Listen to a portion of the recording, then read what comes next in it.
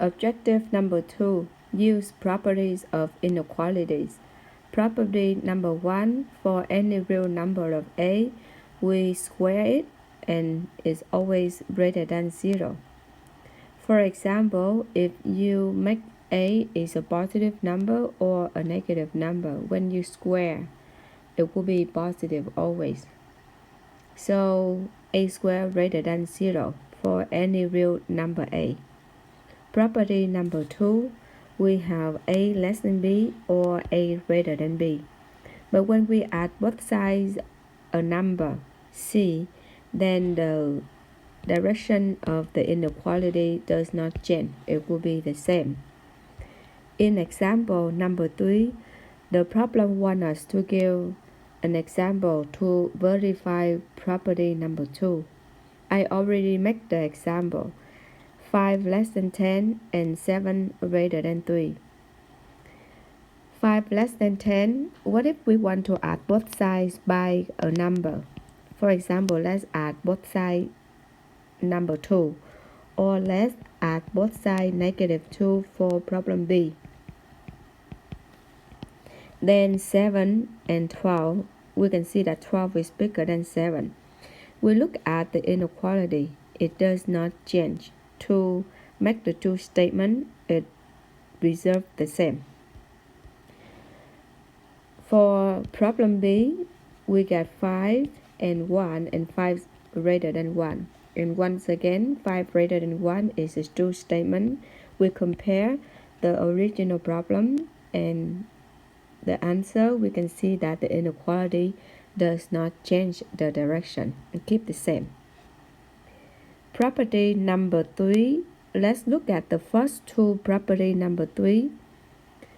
If we have a less than b and a greater than b, we have a number c that is positive. Then the direction of the inequality does not change. It keeps the same. But let's look at the last two property. In property number 3, we can see that a greater than b or a less than b, if we multiply both sides of inequality by a negative number, the direction needs to be changed so that we have the true statement. Example number 4, the problem wants us to give some examples to verify property number 3. I'm gonna give the example next to the property so that we can easy to see this.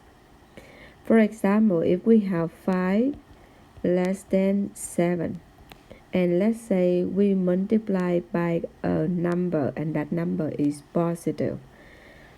So what if we multiply both sides by 2? Then we got the answer is 10 and 14. 10 is less than 14 or 14 is greater than 10 to make the true statement.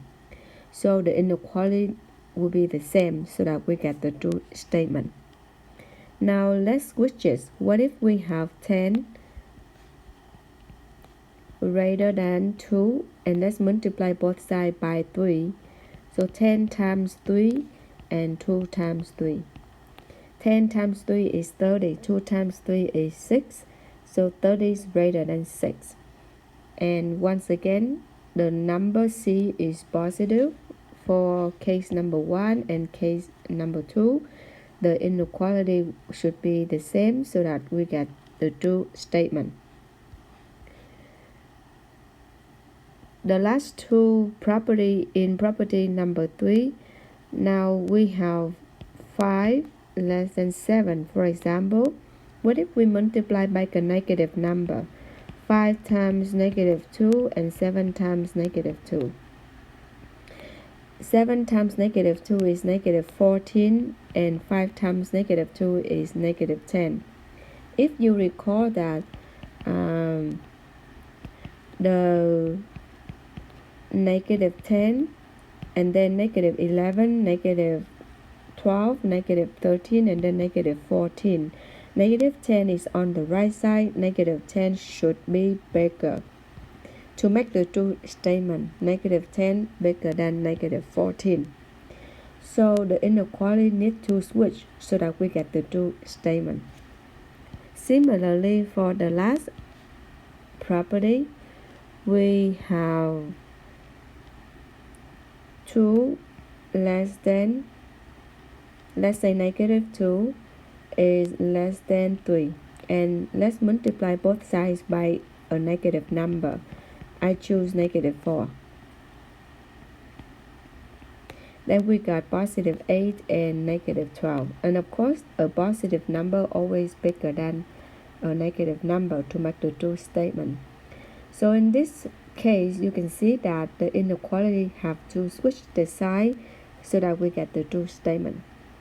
After we study the properties number 2 and 3, we can have the conclusion is that adding a number for both sides of inequality do not need to change the inequality.